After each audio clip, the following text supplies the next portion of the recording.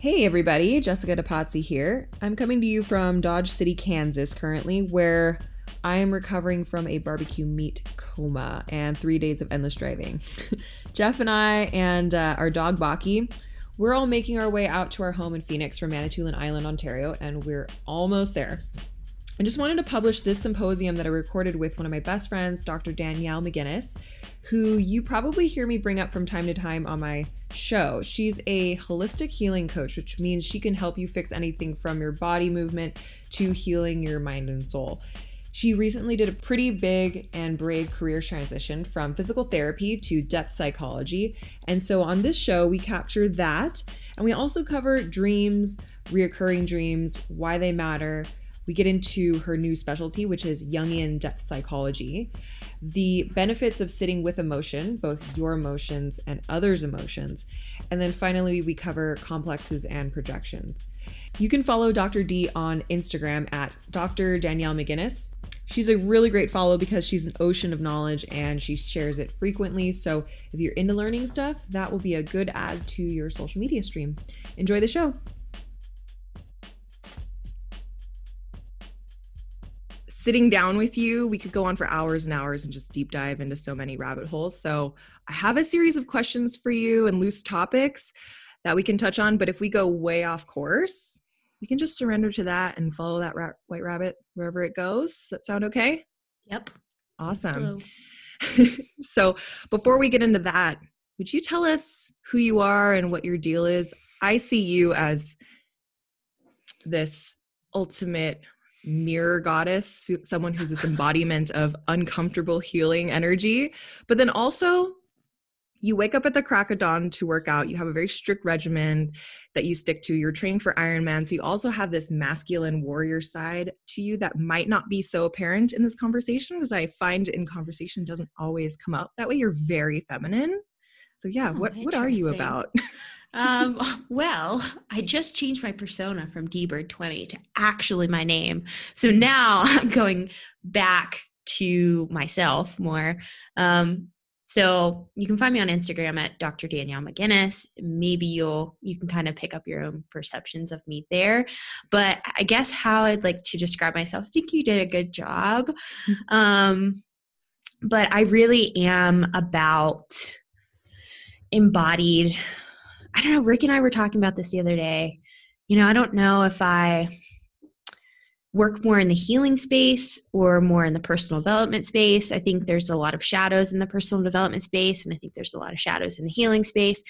And so I feel like I sit right on the edge of both. And I think that kind of hits on what you talked about, how I have a lot of feminine qualities and then I have a little bit more of my masculine.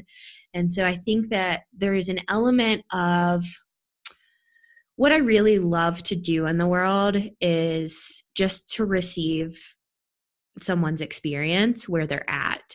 And I think that maybe that's because I felt like a lot of times in my life that wasn't received, and I felt like I had to be somebody else or do something else or perform in a way to let people receive me. And so I really strive to just meet people where they're at and just hear their story. I love story as a way to heal. And I think that there's an element in the work that I do too that is all about like action, but it's not like the type of shadowy action where it's not intentional or,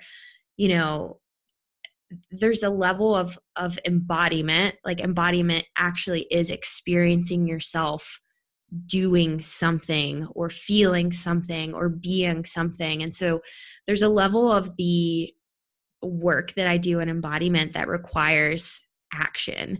And so healing just isn't hearing people's story. It's, allowing them or guiding them in a way that helps them actually act this out in their life. And like they say they desire to be this person, right? And it's like, well, what does it feel like to be that person? And helping them step into that space. And a lot of my work, you said uncomfortable healing. And I like that because I think a lot of the work that I do is uncomfortable because I'm pretty straight up with people and saying that like I'm not going to fix them. Like that is 100% their job, and they are very capable of doing that. And I think working in the medical realm as a physical therapist really showed me like how broken that system is, right? Where it's like these people come to you and they have this massive expectation to be healed and to be fixed. And as soon as you point the mirror back to themselves, they like completely reject it or deny it. Mm-hmm. And it's just so interesting. And I think that a lot of people easily project the healer or the hero or the fixer onto somebody. And I think that over time, if you are able to hold space for somebody's experience, you can show them that they can actually do it themselves. And so it's a really fulfilling and empowering way to approach the work that I do, because it's not like the outcome isn't based on me. Like I could care less about me in the process. It's really about like just watching this beautiful story unfold. And like, I love that so much that, yeah. So, I mean, that's kind of what I do. In a nutshell, I'm a coach and a mentor, and yeah, really work with the mental, emotional, physical aspects of things. What I like about the combination of what you do, one of the many things, is that you're able to bring your medical knowledge and your deep knowledge on the body, and you can merge it with some of these more imaginative ways of healing yourself, like depth psychology, for example. I don't know if we had brought up that phrase yet, but I didn't even know what that was until you were telling me all about it. And so in just doing some research on it, I'm in love with this, because the reason why I didn't get into psychology when I was young and figuring out what I wanted to do, even though I guess that no is pun intended, right?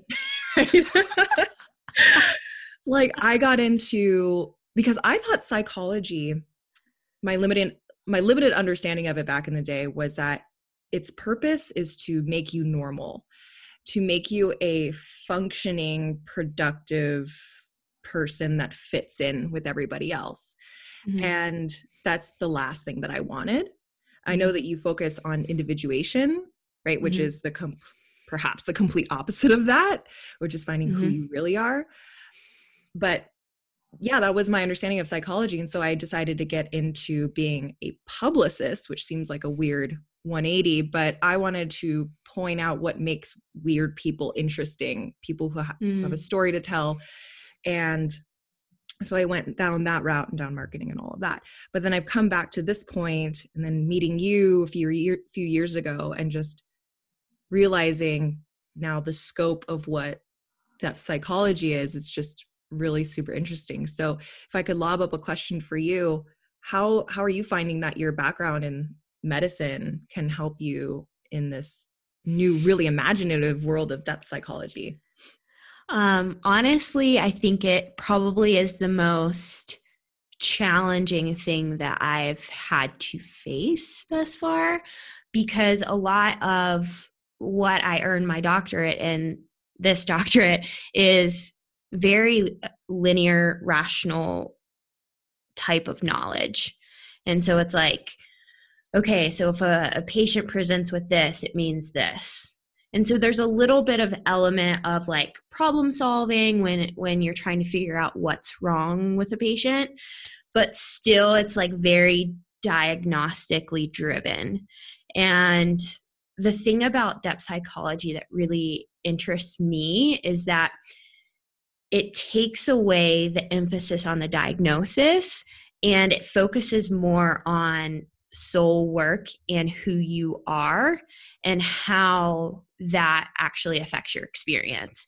And so I think that it's really been stretching me to my edges to study depth psychology. And I'm starting like a formal program here in about a month. And like I have my syllabus, and like I'm like looking at the journaling questions, and I'm like, oh my gosh, like it's truly like going to put me at my edge, because there's an element of that type of work that you can't really stay rational, and there's an element of, what depth psychology is, it's really building a bridge from your unconscious material into consciousness.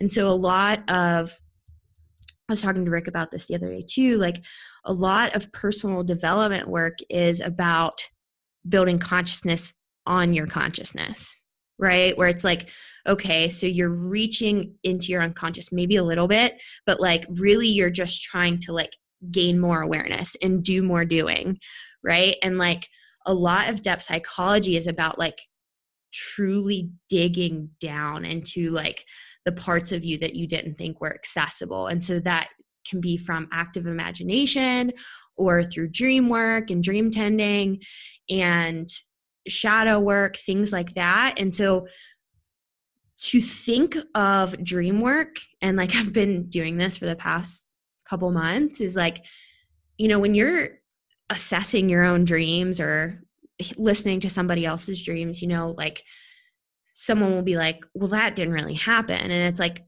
it didn't in the rational brain, right? It didn't rationally happen, but it also did happen. Your psyche is bringing up these stories and trying to piece together these stories. And like most of the time they represent something. And if you look at a dream through a specific lens and try to do like an analysis, you can really see like where your ego is positioning itself in the actual world. And so a lot of things that represent fear of the ego can be shown to you in a dream. And so it was really interesting when like this past summer with COVID, like I really didn't do a lot of any big business decisions. Like I was just like receive, like discern, get clarity. And that's challenging for me too, because I lived a lot of my life in the masculine. And so I was spending a lot of time receiving. And it was interesting probably like a month ago, I had just like a series of dreams where they were like, I call them like bad man dreams, where you have like someone chasing you, or mine in specific was like this mafia guy that kept showing up at my door. And he was like dressed in this black suit and like super intimidating and powerful. And so like looking at that from a rational lens, it would be terrifying, right? Because you think you have this intruder coming in trying to like hurt you. But what I really perceived out of that is like had this fear around the masculine energy and like really putting my work that I had like received into the world. And so I had this like fearful energy to actually do the thing. And it kept showing up in my dream. And at first my dreams, I was like running away from this like bad man. And then towards the end, it was like, I told him to leave. And so I stood and I knew like what position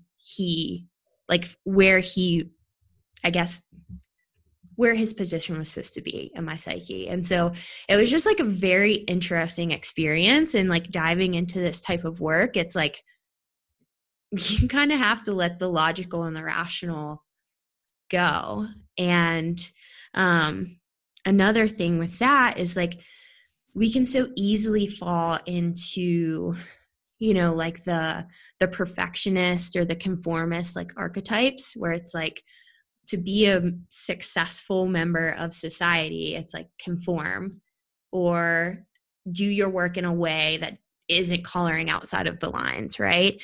And so a lot of times if you start to move in a direction that like, doesn't really, I guess, foster creativity, it feels like you're going down the wrong path or something. And so with depth psychology, it was like, oh, this is a path where they actually like foster the creatives. And it just felt like my soul was so heard and so seen. And I was like, oh my gosh, like I love to read as a kid, and I love to imagine and play with like dolls and Barbies, and I would make up these games. And it's like, Now I get to do that in my adult life with psychological work. Amazing.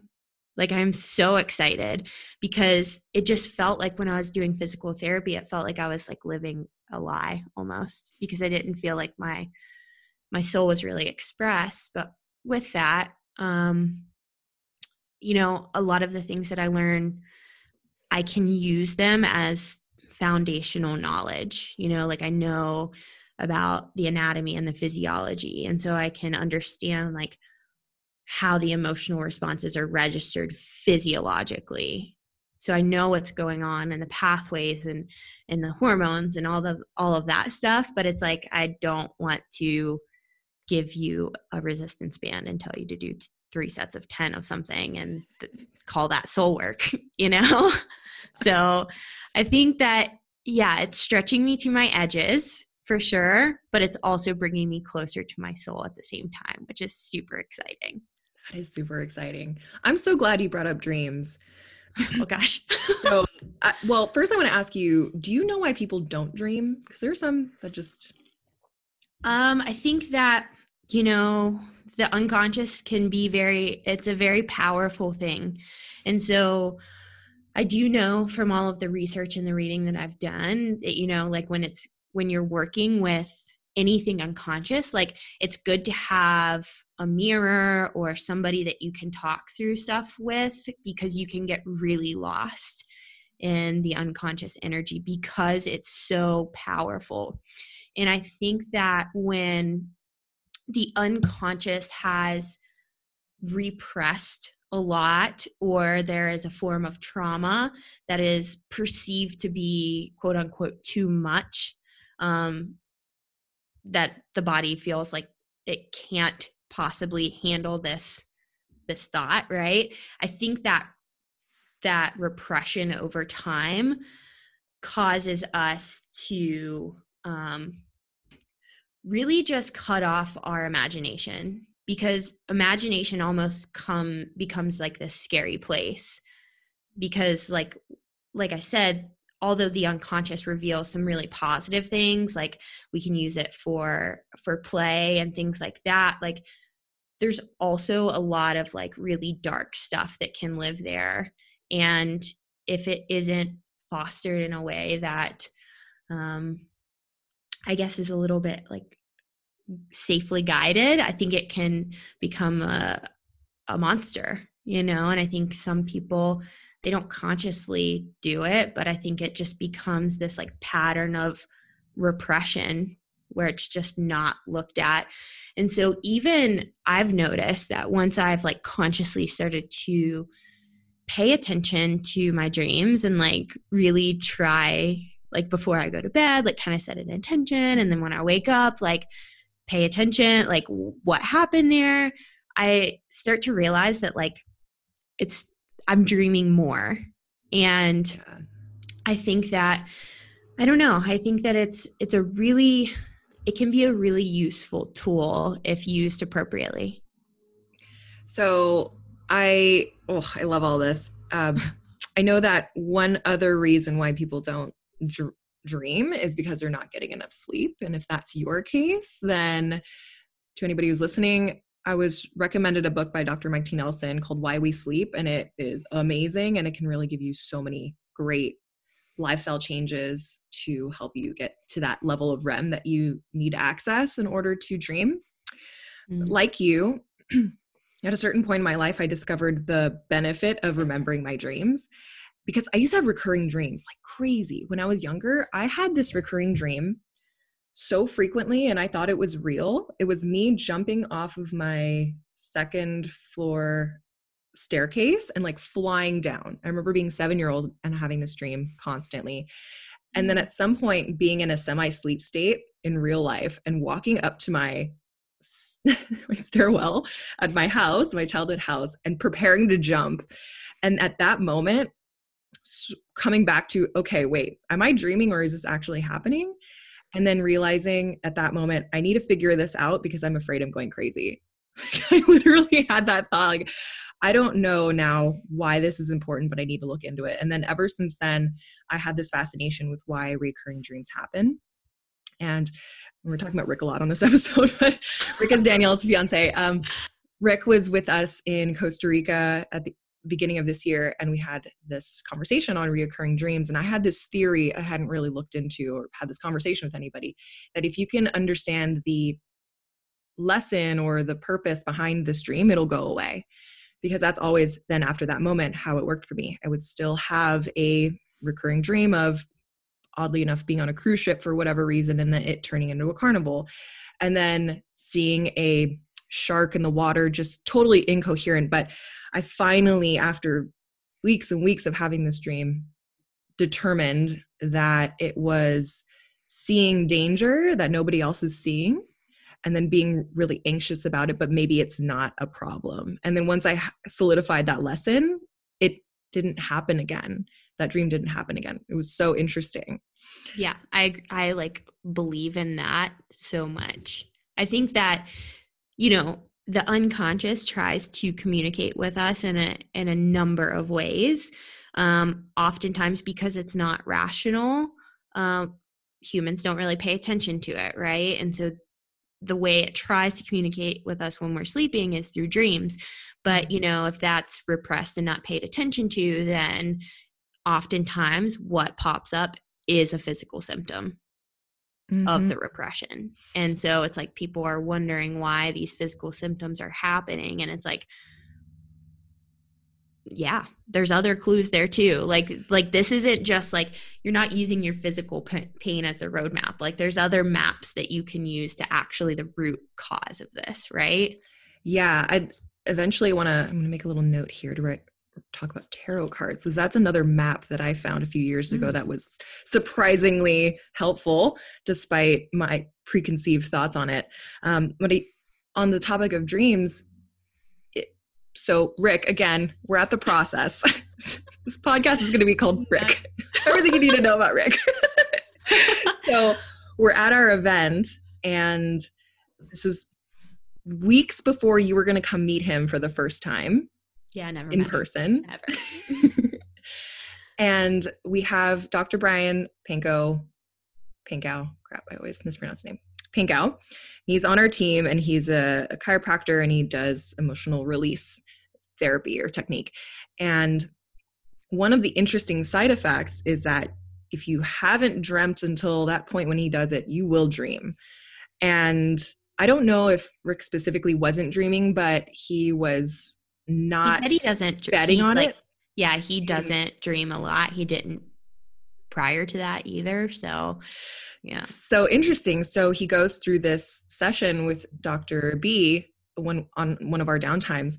And the next day he says he has this insane, intense dream. He said it felt like very coherent, remembered every conversation, felt like it was real happening, about him meeting his ex-girlfriends, his ex-fiance, her, what was it? Like he like forgotten to pick you up at the airport or something, and she went to go get you and brought you. Basically, he was on his way to come get me at the airport. I was supposed to be flying to Denver, and some guy was like, hey, you have to come with me. I'll help you go get her. And he's like, well, she's here. So like, I can't, I can't leave. But he like trusts his instinct and goes and follows this guy. And this guy is like basically making him like run around this whole spiel of places. And he ends up landing in his ex-girlfriend's living room or something. And it was like some type of, I think I was there. I think I was like, I showed up there or something.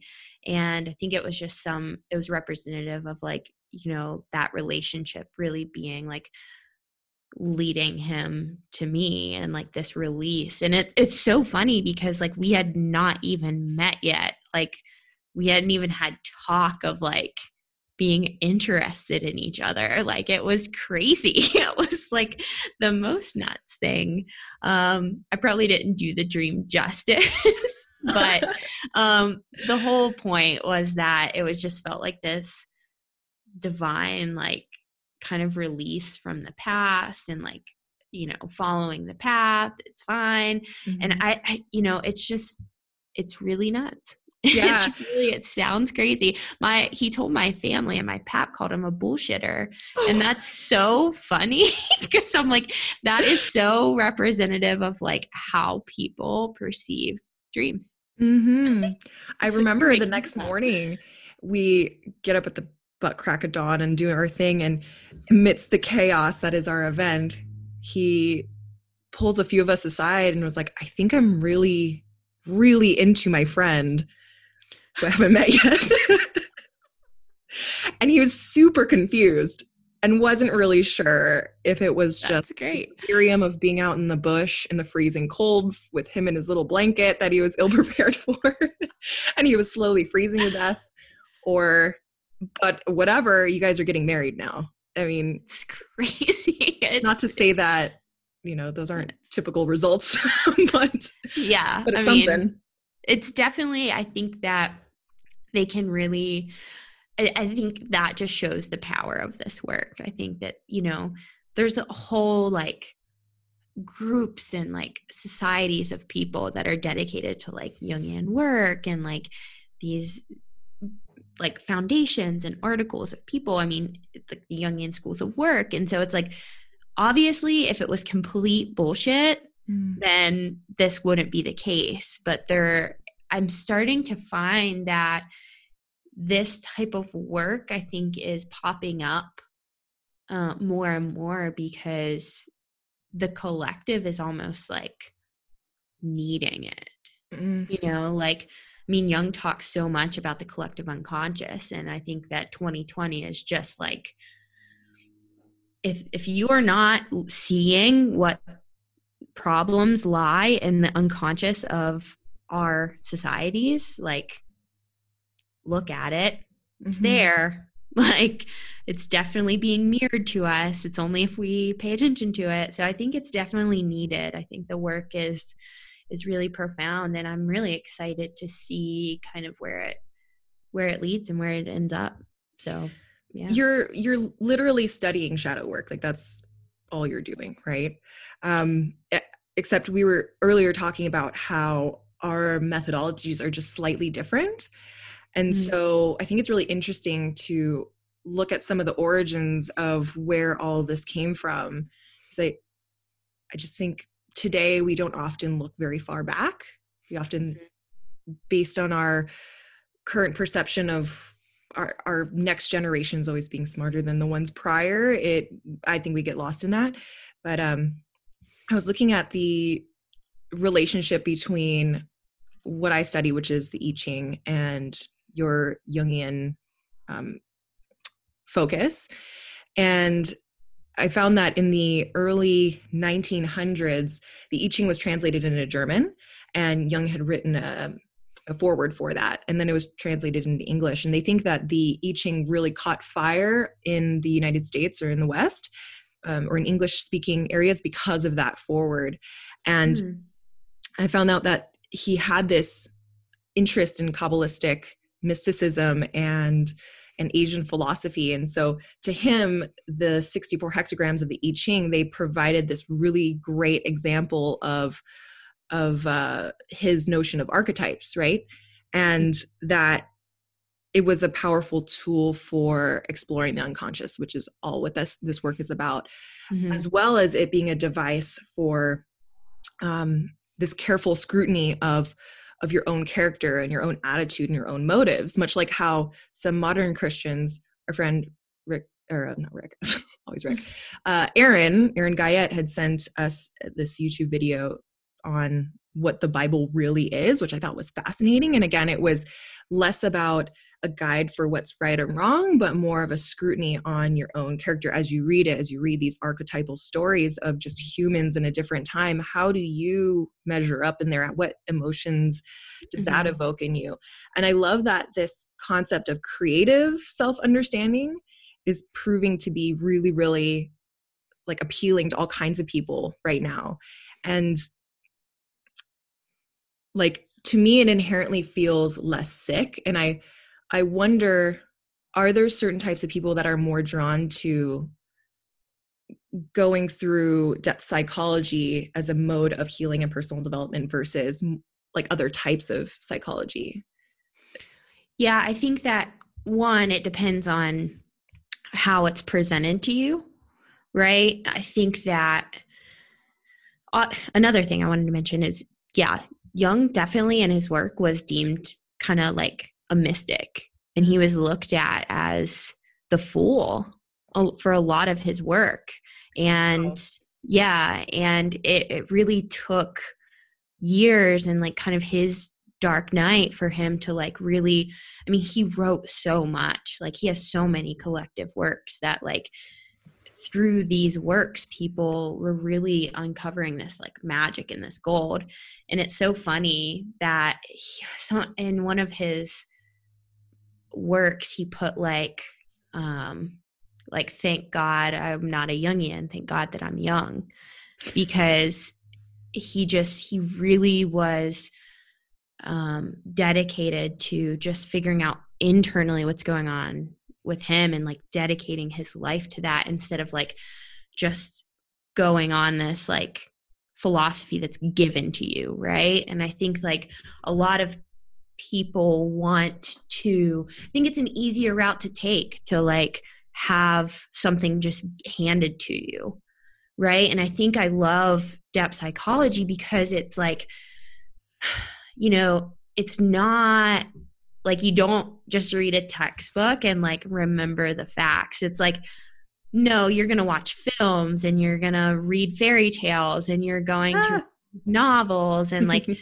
try to understand like not only like the archetypes within the story, but how that resonates with you internally too. And so I think there's like a level with depth psychology that you have to give yourself permission to access those parts of yourself. And like I said, a lot of people have cut that part of themselves off because, you know, maybe in kindergarten, they started to color outside of the lines and a teacher told them that that wasn't following the directions. And so it started that young, that our education systems are just not really built for the creative and the imaginative. And I think that maybe with time, I think it's like kind of fostering that a little bit more. But I think if we present it to people in a way that, like some of my favorite questions that I ask clients are thinking back to when you were a kid, what are 3 qualities of your childhood, like the you in your essence that were like some of your favorite memories? And so one of my clients was talking about like just contentment and just ease. And another one was, what else did she say? Playful. And I'm just like, so I'm like, okay, we're starting to access by like asking them those questions or trying to like feel what it feels like to be in those states, right? You remember like what it was like when you're a kid in those states. And so I asked her, I'm like, okay, so now today in the present moment, like, do you feel like you're fun? Do you feel like you play? And she's like, no, not at all. And it's like, it's interesting because those aspects that we name about our childhood that were the most creative and the most imaginative are now parts of our shadow. Right. Yeah. And it's like, yeah. And it's just such a good way to, you know, if I were to tell her like, okay, we're going to use our imagination and I'm going to tell you these things, like it sounds a little nuts and woo woo a little bit, but it's like, if you present it to them in a way that allows them to, you know, access positive emotion while they are in this experience, right? It kind of reinforces going there. And I'm like, okay, so what does it feel like as an adult to be in that play, you know, that fun version? She was like, well, you know, when I play with my daughter, you know, I feel like that. I'm like, okay, so the next time that you play with your daughter, like I want you to immerse yourself. I want you to be like in that kid version and let me know how it feels, you know? And so just like really giving people space to open up to a different way of being that isn't so conformist, you know, like that really just, you know, most of those things that people like name back to me are their soul, like that's part of them and their essence. And so allowing them and mirroring to them like parts of themselves that they haven't let exist since they were a kid. Like it's really beautiful, truly, because it's like you feel the energy coming from them. That's like excitement, joy, like it's like fulfillment. So I don't know. It's really, I think it depends on how it's presented to you. If someone were like, oh, well, we're going to talk about metaphysics and drive into transcendence and all of these like really esoteric topics that depth psychology can go into, like it might fly over the heads of some people. But if you're wanting to work with people and use it, like I think that, using like archetypes are truly just patterns of like human existence. It's like what is underneath of the patterns of humanity. And it's like archetypes, like story, myth, like all of that lies underneath of our existence. And so that's something that everybody can relate to. The biblical series by Jordan Peterson is like it's an amazing way that uses psychology and archetypes to like really bridge biblical archetypes like into, so you can start to understand the Bible more than just religion, right? More than just a belief system. It's like, oh no, he's telling the story and like really explaining these patterns of human psychology. It's really interesting. Yeah, I love that. I think that the Bible deserves another look at. Now like a lot of people when they talk about Buddhism, we were even talking about this earlier, it's like a lifestyle. It's really nice and comfy and there's so many lessons that you can take or leave or whatever. But when you look at Christianity, there's this wall. A lot of shadows there. Lots of stuff. Lots of bad history there in the Catholic and Protestant and all that stuff. So yeah, it's recovering not like Catholic over here. Got it. Yeah, same. So it's like, sure, there's a lot of undoing that the religion as a whole sort of deserves, but it's not like Buddhists are untainted as either. But the Bible does hold so much great wisdom that I'm really excited for you guys to be going through it and re-looking at it. I haven't gone through it since I was a kid, but at some point it's interesting to see because like Jung did a lot of work and he had a lot of like religious overlays of like the stuff that he studied. And I was telling you about like reading how like Eastern and Western kind of individuation models overlapped with each other. And it's interesting too, because I have this book, I think it's called The Ego and the Archetype. It's a really hard read, but it really lays out the foundations of how like the symbolism of religion and Christianity and different things and how we can look at that and use that to our advantage. But, like I said, I think that what Jung describes as individuation, which is a path back towards self or back towards soul, is, or if you use like a buzzword, like authenticity, right? I think that common theme of individuation is seen in so many different religions. Like they're saying the same thing, but in a way different way. And then just over time, different thought models and things like have been placed on top of it. And now there's shadows there. And like, it's just a mess. But like, if you look at like the underlying pattern of it, it's like, oh, well, that's like a pattern back to the soul, pattern back to the self. So it's really interesting. And I'm really excited, honestly, to go through this program while Rick is simultaneously going through his master's because there's so much overlay there.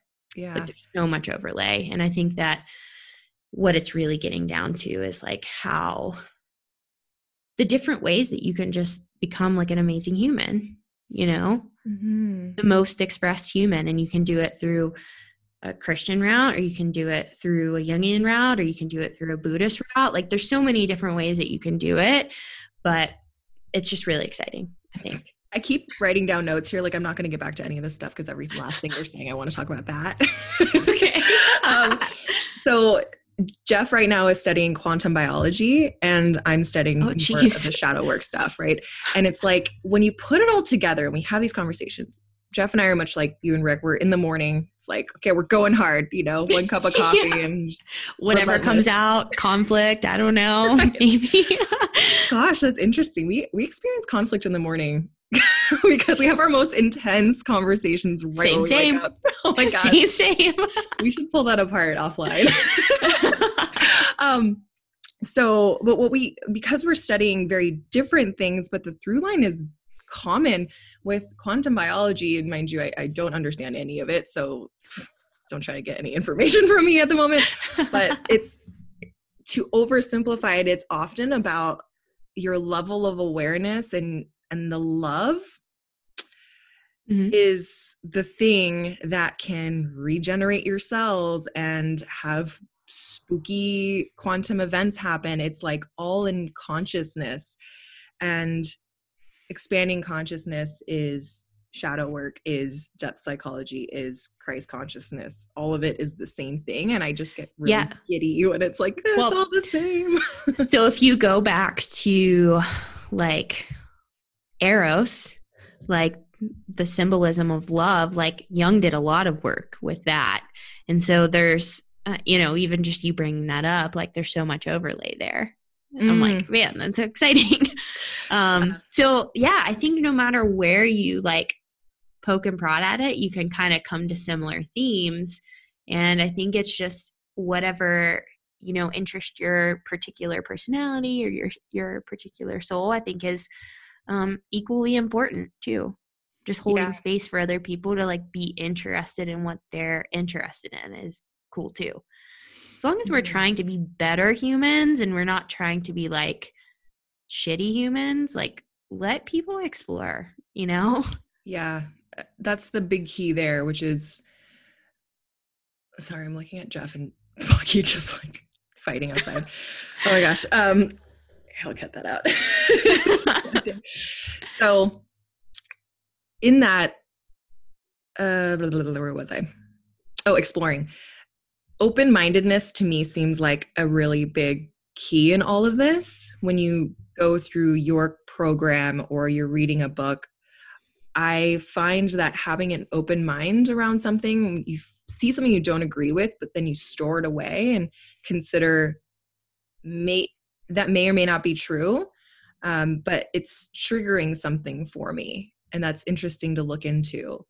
And I think that, to me, it seems like the problem with what, like a limitation on people's exploration of different topics when it comes to agreeing with something like tarot cards. I brought that up earlier. I know a lot of people listening are thinking like, what, that's like not real. It's a way people determine the future, which is not the case. And that's also what I thought, but I've always had an open mind about these things. So I've never had a real judgment on things like that. But all of those cards, they just represent energies that are out in the world. They're archetypes, and they're meant to be triggering because it'll represent something like you've planted a seed, but there's still more work to be done, something like that. And all these triggers are great, as you know, because they're your own red flags that are telling you, oh, there's something there that I could benefit from untangling. And so tarot cards, this awesome tool that I love, it's a way to trigger something in my unconscious. It's like light psychology in a way, and to find out what I'm actually thinking about more than I realize I'm even thinking about it, to find out what's important to me before I even know consciously what's important to me. And it does other things. Like there are some studies that have to do with intention and resonance and what that does mathematically to like the probability that you'll choose a certain card or something like that. But beyond that point, each card tells a story, much like in your podcast where you'll go over a myth or Harry Potter. They're just little stories that you can see yourself in, and you can watch all of Harry Potter, Sorcerer's Stone, and just zone in on that mirror scene that you were talking about. If desire is a shadow for you, it's just like such a great way to then observe something like enjoying a movie. Dude, I was telling Rick last night, we watched American Beauty with Kevin Spacey. And man, that movie is just the most representative of 1, shadows, and 2, projection. It's like so artistically done. It's such a weird movie, but it's like such a good representation of what repression and projection can actually do to humans. And it's just so, and we watched, what did we watch? It was like The Wild and Wonderful Oz or something it was like a newer one with James Franco.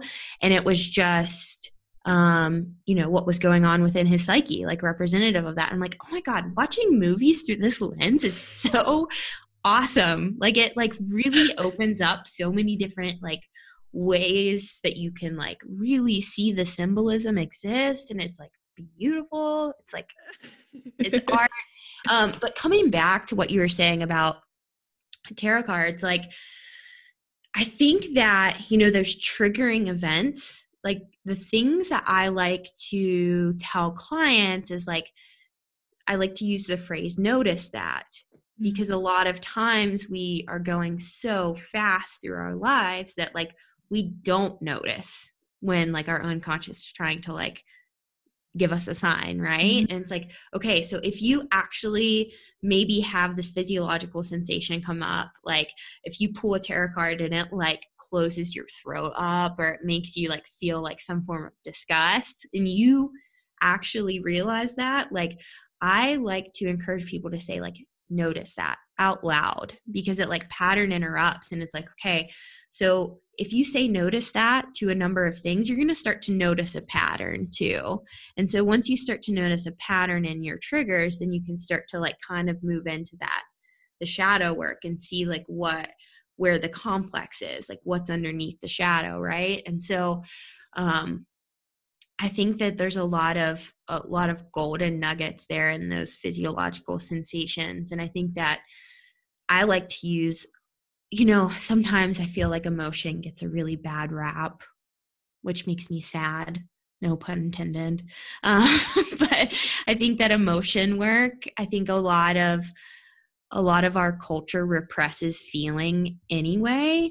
But I think like with the personal development space, it's like, fuck your feelings and do the thing, right? And it's like your emotional states are going to be one of the key indicators of like your internal landscape, right? And so maybe it's like the discernment of a choice, but also like if you're getting reinforced with positive emotion, like that's where you start to have motivation, and that's where you start to have drive, and that's where you start to get goals, and that's when your perceptions of the world start to change. And it's like emotions are so important. And it's like if we just say fuck your emotions and like do the thing, we are leaving a lot of our experience off of the table.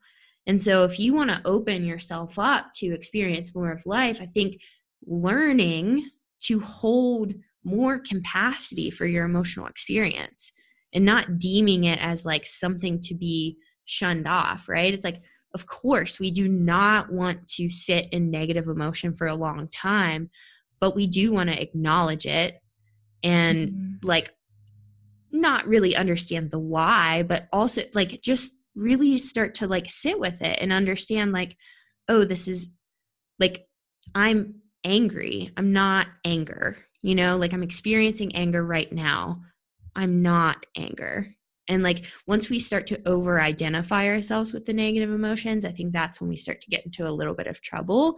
But if we use them as our guides, just like dreams, just like tarot cards, just like anything else, we start to like really, again, have another roadmap to our soul. And I think that it's just really important to add that in there, that triggers, although uncomfortable as they may be, are some of the golden nuggets, shall I say, of our human experience. Totally. You had mentioned earlier that exercise that you'll do with your clients where you ask them to identify something in their childhood, like a desired feeling, and then to go back into their childhood to remember what it felt like is that correct? So when I was playing that out around in my head, as you were talking about, okay, what would I say? I remember being younger before I had started to disintegrate myself. Disintegrate, not disintegrate. And I remember I'd always had a hard time being a little girl in a group of a lot of little girls. I felt this sense that I that people were wearing masks and they were being different around each other and they weren't being themselves. And so, but I remembered enjoying that feeling, like, I know what's going on here, and I was okay with that. And it wasn't until I got a little bit older that it started to get very uncomfortable, where I didn't feel like I knew how to meet people, meet teenage kids where they're at with, we're just, the masks are heavy, like so thick when you're a teenager. And so I numbed that feeling with all kinds of things, all kinds of vices. And and then it wasn't until several years ago, like becoming an adult, I'm like well off into my adult years, that I realized I liked that about myself. And so my desired feeling was to bring back that awareness and that interest in what lies beneath the surface, which got me started in this work.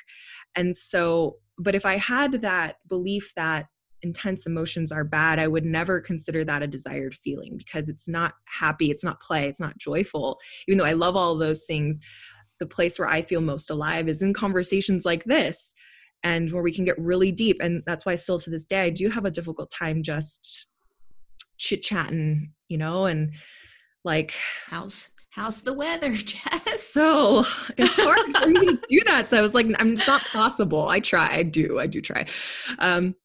But yeah, so, and also I'm guilty of this, to where people say, oh, I'm kind of emotional right now. My immediate thought is, oh, I'm sorry. Like, is there anything I can do?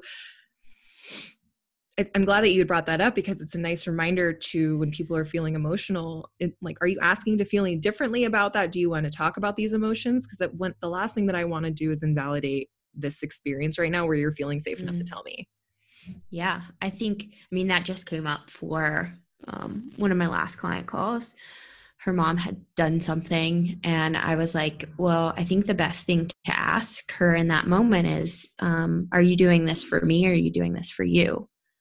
Right? Where it's like, a lot of times we rush people past their emotional experience, or we try to fix it with something. And could you imagine if someone was like, are you saying sorry for me, or are you saying sorry for you? Right? Like, what a mirror. And that just leaves people like to reflect on their experience.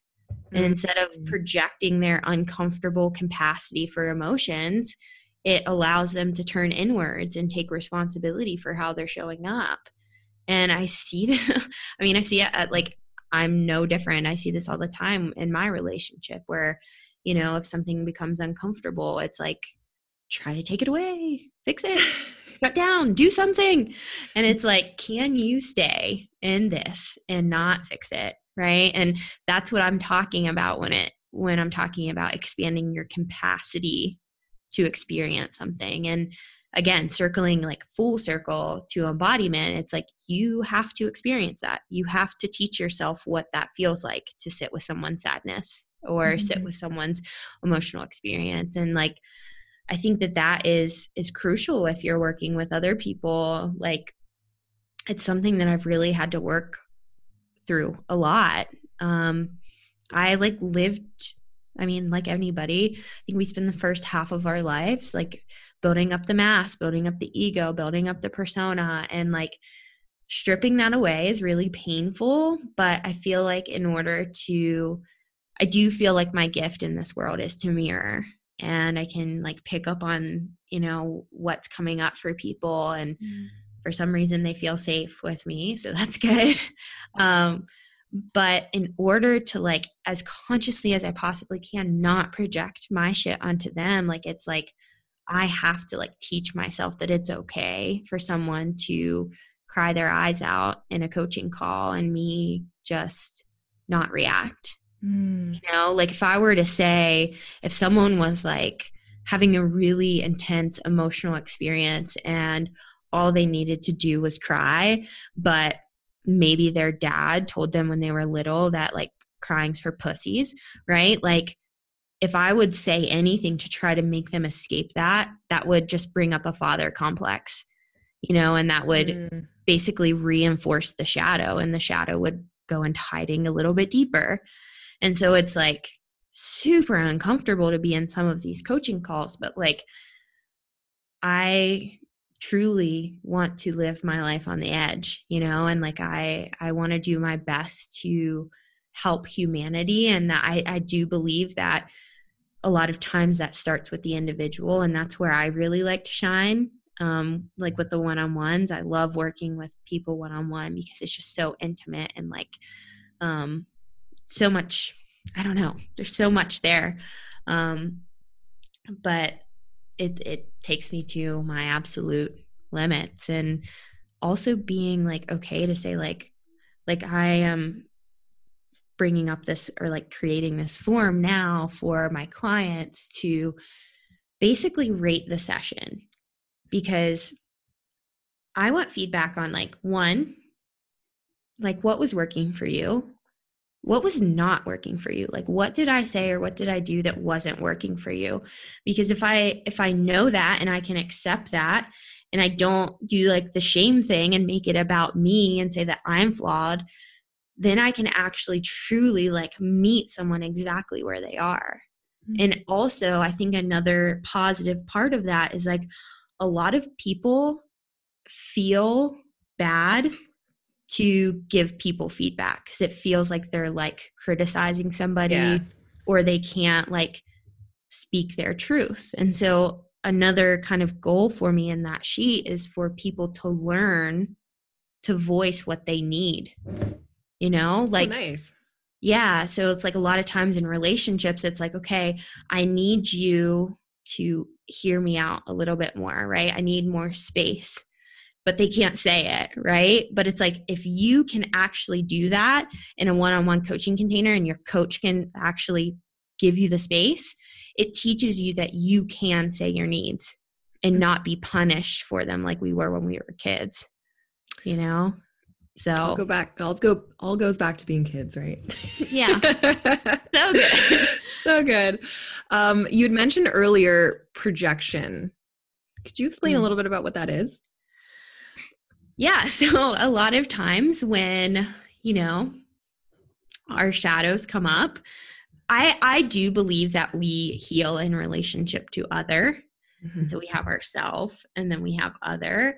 And so a lot of times what we see in other people that we don't like within ourselves is we're being mirrored our shadow, right? And so if we don't have like the conscious awareness of that, we tend to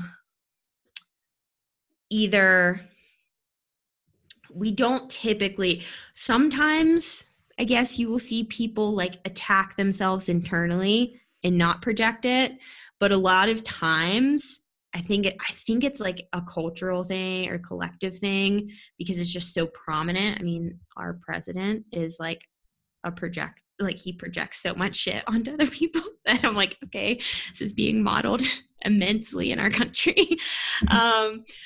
But yeah, so if we can't handle the pain that comes with that mirroring, typically we end up projecting it. Or if we have, say, someone is triggering, we're in this relationship with someone, right? And they're like triggering a mother complex within ourselves, right? And we project this image of something onto them. And so it's our way, I think, of responding to the shadow. But also, I think this is actually, I mean, I'm definitely researching this a little bit more, but I feel like this is kind of how we map the world. Projection isn't always unhealthy. Like we create, so we see somebody, we meet somebody in the street, right? And we have to give an image to that thing, that person, right? And so, you know, use the example of like you meet a pretty girl, like if you're like a really shy guy, you meet a pretty girl and you project like the princess or the queen onto this girl, and then that kind of like mirrors back to you that like, oh, don't talk to her, right? So it's like that feedback kind of maps out how we work in the world and how we move in the world. And you know, it's really interesting. I had this massive realization the other day about social media, because I'm like, I would love to write like some form of dissertation on the impacts of social media from a depth psychology lens. But I think a lot of people, and I experienced this when I had my like rise to social media influencership or whatever you would call it. I think a lot of people projected the hero or like the, I don't know, the warrior goddess or something onto me. And when you feel that projection, you feel like this pressure. You feel a lot of pressure to live up to this expectation of you. And when you can't hold that pressure, it's like almost rejected within yourself. So you reject that part of yourself. And so a lot of times you see this in like celebrity, right? So we project this image onto celebrities, and when they don't live up to it, we're like, oh my God, they're nuts, right? Or they fall from like the pedestal that we put them on.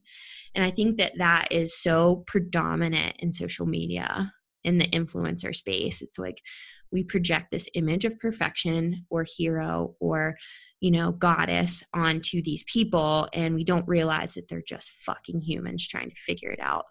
And I'm pretty passionate about it because I think the fall from that and like holding those projections and trying to keep it together is really hard.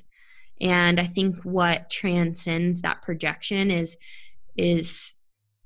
just facing your own shadows and saying like, okay, so what is this bringing up for me? And like, I could have never said like, oh, people, like if someone told me like in the height of my Instagram rising, like, oh, people are projecting this image on you, how are you processing that? I would have been like, what are you talking about? You know? But I feel like as I've stepped into this different way of being, stepping into that different way of being is like my response to the projection, where it's like, I will not hold this projection that is yours. I am choosing my soul, right? I'm not choosing your projection. I'm choosing my path. And that for me, honestly, behind the scenes has been it's been hard because I have a lot of validation wounds and a lot of wounds for performance. And like, I think that it takes a lot of courage. And that's kind of what this year has been for me, is just trying to courageously step towards self and reject the projection of culture. Ooh, that's super interesting. I just did a podcast on the layers of conflict, and the fourth layer is power, control, and projection. And so the theory behind that one is it's all about where you lie in the hierarchy, and social media can be considered our most modern version of hierarchy. How many followers do you have? You can see very specifically where you stand in the world in it's such a pseudo representation though, you know, because it's like I could have 90,000 followers, but 80,000 of them are fucking creeps that are, you know, just only following me when I would wear workout clothes. Right. And you know, because crazy. You lived in that world so heavily, it was how your business thrived. And where you also found some value in your earlier years. By identifying the projection of others, you're also projecting, because you're like, if you're in an argument with your partner and you say something like, you're making me out to be the bad guy, that's your own perception of the hierarchy happening there as well. So it's an interesting collective healing that's happening between influencer and follower, because you're both getting the effect of that cord being locked in, as you being up here, them being down here, and you feeling that pressure, also feeling that level of conflict, because you in the hierarchy are where sitting in a place where people are asking you for advice and looking forward to your next thing. And I think I saw this a lot, and I think it's a big wound, shadow of Western medicine, where it's like doctors up here, patients down here, and doctor is higher than patient.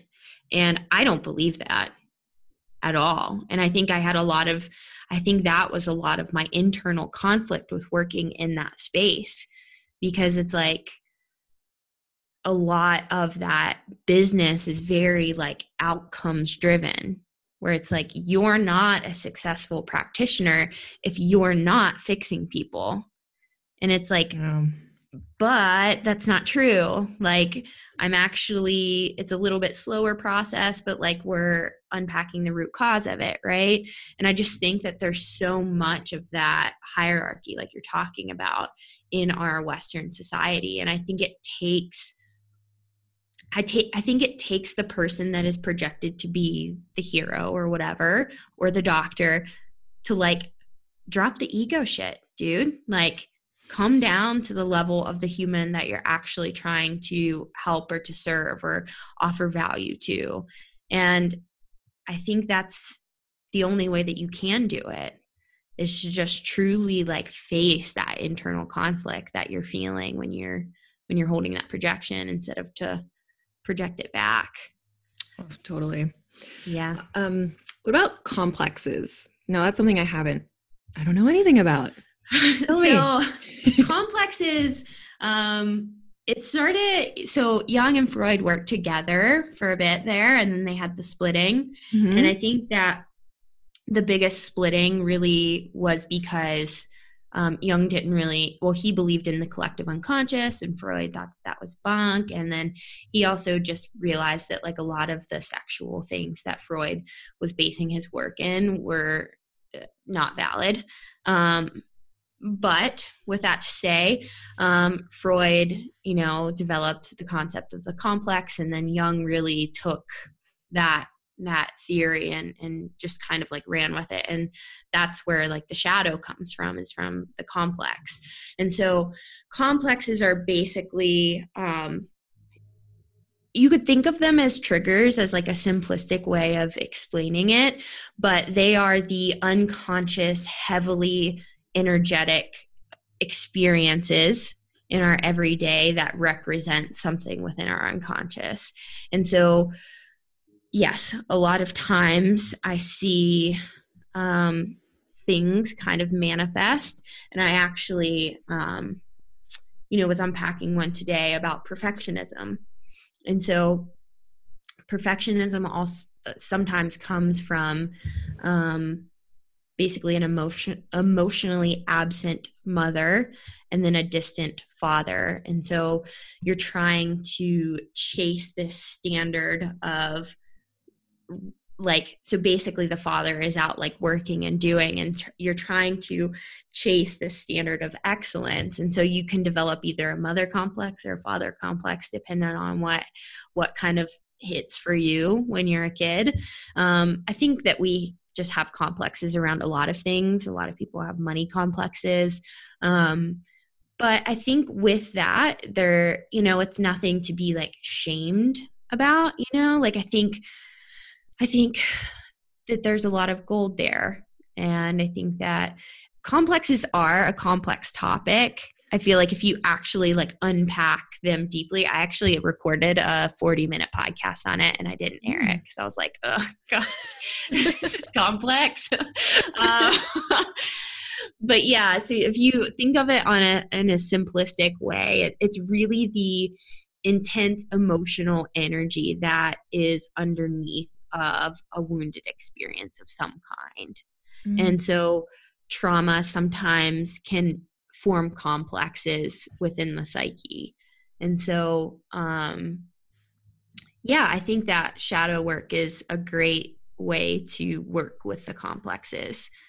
I think that, what was I talking to a client the other day about? We were talking about something and, her lack of being productive. She's like, I just don't have a routine. I don't have a schedule. Like, I just feel like right now. But like, basically at this point in time, like the person that represented her father figure in her life was like kind of like separating himself from the family.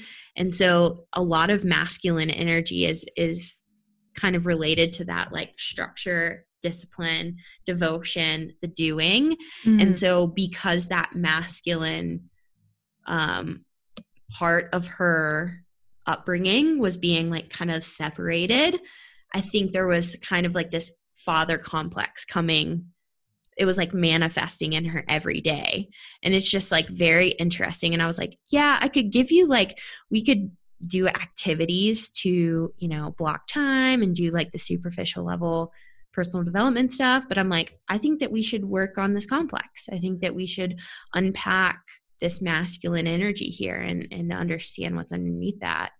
And the things that we talked about, she was like, yes, that's super resonating. And I'm like, cool. Amazing. Yeah.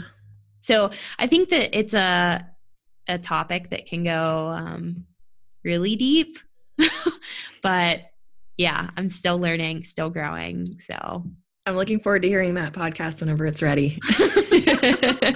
Yeah, it's sitting on my desktop and I'm like, I need to listen to that, take notes, redo it, all the things.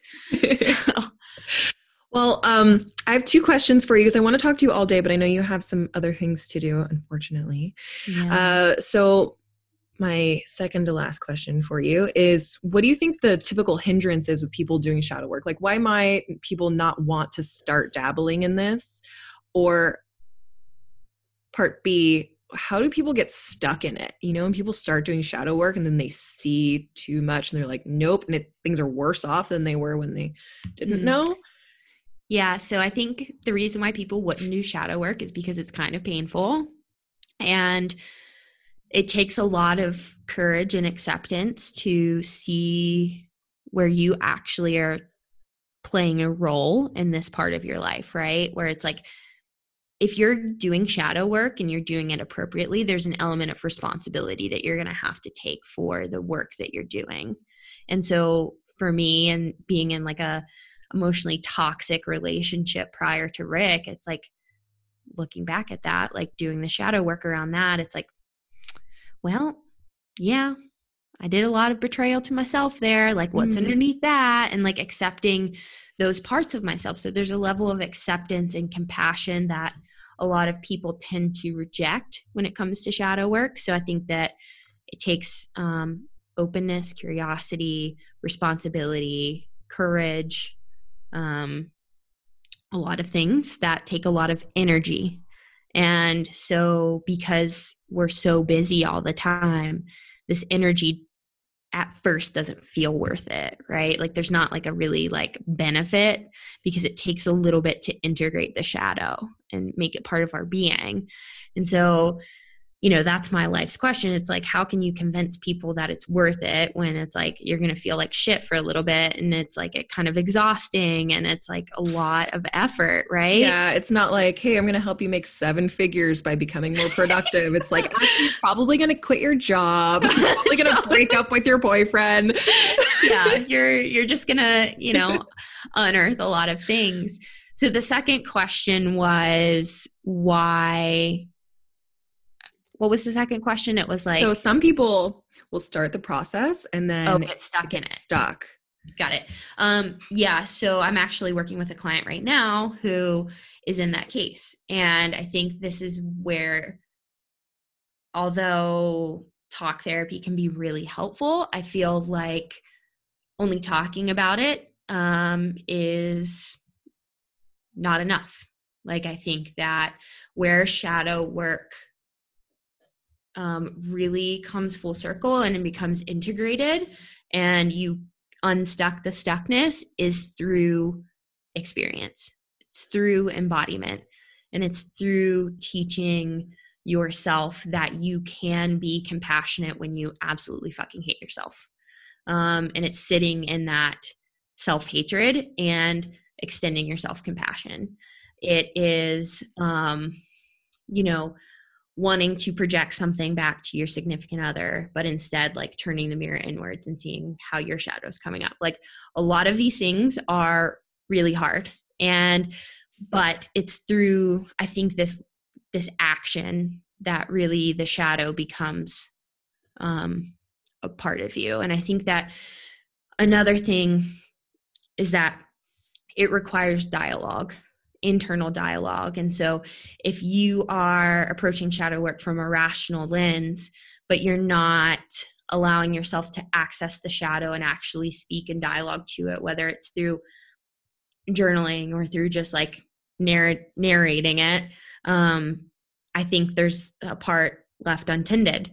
And so I think having that dialogue, and that's what depth psychology is, it's building the bridge from unconscious to consciousness. It's instead of living on the poles of the opposites, it's building the bridge and being able to walk across the bridge and hold that tension between the opposites. Not between, not living in the shadow and being stuck in the shadow, or not living in the light and spiritual bypassing. It's like being able to kind of like walk that bridge back and forth and experiencing yourself and who you become in that process. So, yeah. Amazing. Yay. Last question for you. What is your personal shadow work practice looking like these days? So if you're anything like me, it changes all the time.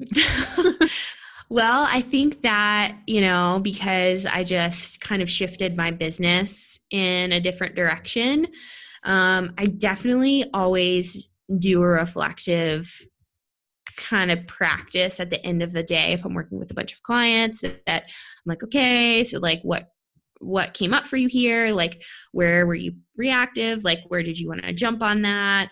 I'm always kind of trying to be aware with Rick. It's interesting. We were shadow boxers when we first started dating, but now we're shadow dancers. I like that. Yeah. Shadow dancers. We dance within our shadows. It's a little bit more of a nice little dance now. But also I think that because, I talked about like receiving a lot of this feminine energy over the summer, and like now I'm going into like more masculine energy. I'm like really trying to do some shadow work around just money and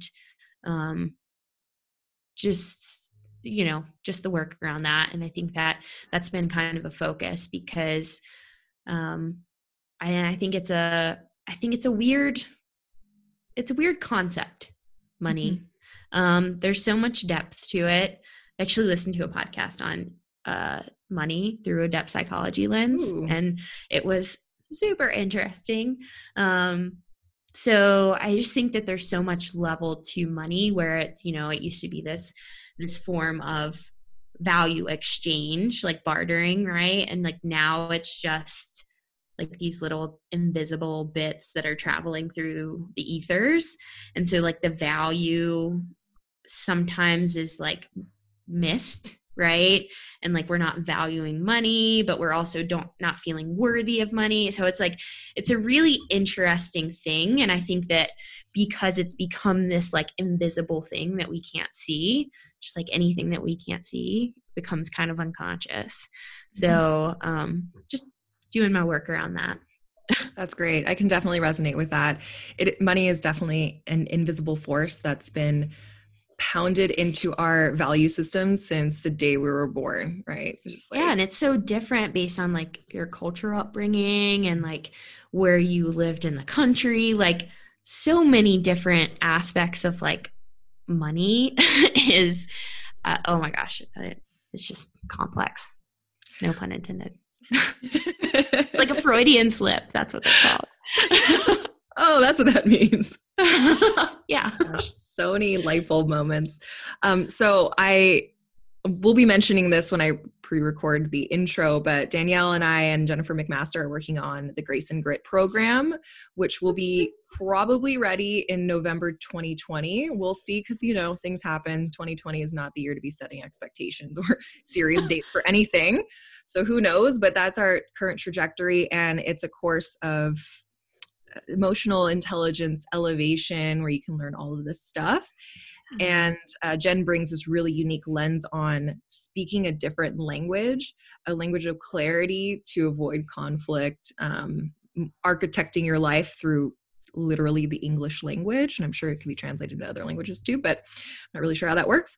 Anyway, I'll have you guys back on to talk about that program more in depth. Yeah. Really fun.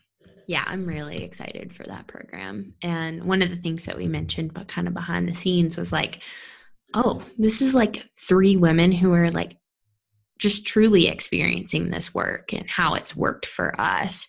And so it just reinforces how important embodiment is. I think there's a level of integrity there when it comes with teaching a course, and it's like you can't say it works unless you've actually experienced that it works. Yeah. So I'm really excited to collaborate and just bring the force with us. It's great. Definitely. It's called Grace and Grit for a reason. You experience the grit. We experience grit. And then you just cover it up with some grace, and it somehow dilutes the grit. I don't know. Yeah. We joke that it's also called grease and grit because sometimes it just feels greasy. Totally. Sometimes it just feels like a hot mess. Totally.